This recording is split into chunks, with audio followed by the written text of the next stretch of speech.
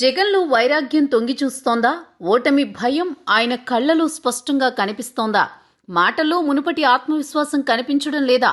అంతన్నాడు ఇంతన్నాడు చివరికి నీరు గారిపోయి చేతులెత్తేశాడా అంటే మొన్నటికి మొన్న ఓ నేషనల్ ఛానల్కి ఇచ్చిన ఇంటర్వ్యూలో జగన్ ముఖారవిందాన్ని చూసినా ఆయన చెప్పిన మాటలు విన్నా ఈ డౌట్లన్నీ రాకమానవు. మనిషికి అలివి కానప్పుడే దేవుడి మీద భారం వేస్తాడు. తన మీద తనకు నమ్మకం సన్నగిల్లినప్పుడే చేయాల్సింది చేశాను, ఇక అంతా దేవుడే చూసుకుంటాడు అంటాడు. ఇప్పుడు ఏపీ సీఎం జగన్ రెడ్డి చేస్తోంది కూడా ఇదే. 30 ఏళ్ల పాటు తానే సీఎంని, వైనాట్ 175 అంటూ వీరాలు పలికిన జగన్ ఇప్పుడు బేరాలు మాట్లాడుకుంటున్నాడు. జగన్లో కనిపిస్తోన్న వైరాగ్యం చూస్తుంటే ఈసారి గెలిచే ఛాన్స్ ఉందనే నమ్మకం ఆయనలో సన్నగిల్లిందనిపిస్తోంది. తన పాలన ఎంతో సంతోషాన్ని సంతృప్తిని ఇచ్చిందని, ఇప్పుడు దిగిపోమన్నా దిగిపోతానని జగన్ చెప్పడంతో ఆశ్చర్యపోవడం వైసీపీ నేతల వంతైంది. అసలు మేటర్ ఏంటయ్యా అంటే రాజ్దీప్ సర్దేశాయ్ ఓ జర్నలిస్టుగా అందరికీ సుపరిచితమే. ఆయనకిచ్చిన ఇంటర్వ్యూలో జగన్ తనకు ఆత్మవిశ్వాసం లేదన్నట్టుగా సమాధానాలు చెప్పారు. జగన్ ఎటూ తెలుగు మీడియా ఛానల్స్ ముఖం చూడడు, ఇంటర్వ్యూలు ఇవ్వడు. ఆయన రేంజ్ అంతా నేషనల్ ఇంటర్నేషనల్ మీడియానే. అందుకే దాదాపు 4.5 కోట్ల రూపాయల వరకు స్పాన్సర్షిప్ ఇప్పించి ఏపీలో పెట్టించుకున్న కాంక్లేవ్లో ప్రత్యేక ఇంటర్వ్యూ ఇచ్చారు జగన్. ఎన్నికల ముంగిటి తన రాజకీయ వ్యూహాలను వెల్లడించడానికి ప్రాధాన్యమిచ్చారు. 5 ఏళ్ల పాలనలో ఏం చేశాననే దానికంటే తాను గొప్పగా చేసినట్టు మాత్రమే చెప్పుకొచ్చారు. తాను బటన్ నొక్కితే ప్రజల జీవన పరిస్థితులే మారిపోయాయి అన్నట్టు బిల్డప్లిచ్చాడు. తన జన్మ ధన్యమైందని, ఇక అధికారం నుంచి దిగిపోయినా తనకు సంతోషమేనని తేల్చేశారు. తనకు తానుగా శభాష్ అనుకుంటూ భుజం తట్టుకుని సంతృప్తి పడ్డారు. ఇక అధికారం చాలు, ఎంతవరకు చేయాలో అంతవరకు చేసేశాను అనే మాట కూడా ఆయనలో ధ్వనించింది.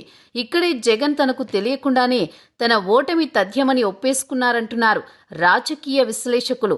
అంతేకాదు ఓటమి తప్పదు అనే సంకేతాన్ని పార్టీ శ్రేణులకు ఇచ్చేశారు కూడా. జగన్ మాట తీరులో ఇప్పుడు కొంత తేడా ధ్వనిస్తోంది.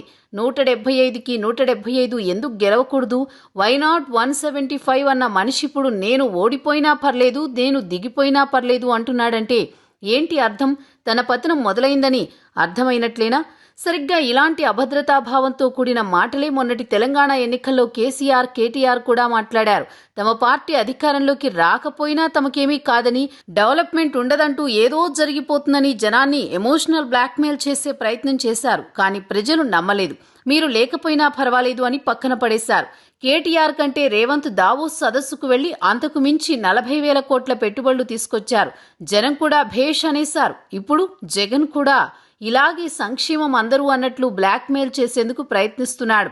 ఆయన కంటే మెరుగ్గా అన్ని విషయాల్లోనూ చంద్రబాబు ప్రభుత్వాన్ని నడపగలరనే ఉందన్న విషయం ఆయన గమనించాలి. ఒక్క ఛాన్స్ అంటూ ప్రాధేయపడ్డాడని జగన్కు అవకాశం ఇచ్చారు జనం. మెరుగైన పాలన సాగిస్తారని నమ్మకంతోనే జగన్ను ప్రజలు ఎన్నుకున్నారు. ఇచ్చిన అవకాశాన్ని జగన్ సద్వినియోగం చేసుకోలేదు. ఆయన స్వప్రయోజనాలకు, లక్షల కోట్ల సంపాదనకు అధికారాన్ని వాడుకున్నాడు తప్ప జనాన్ని కొరగబెట్టింది ఏమీ లేదని తెలిపోయింది.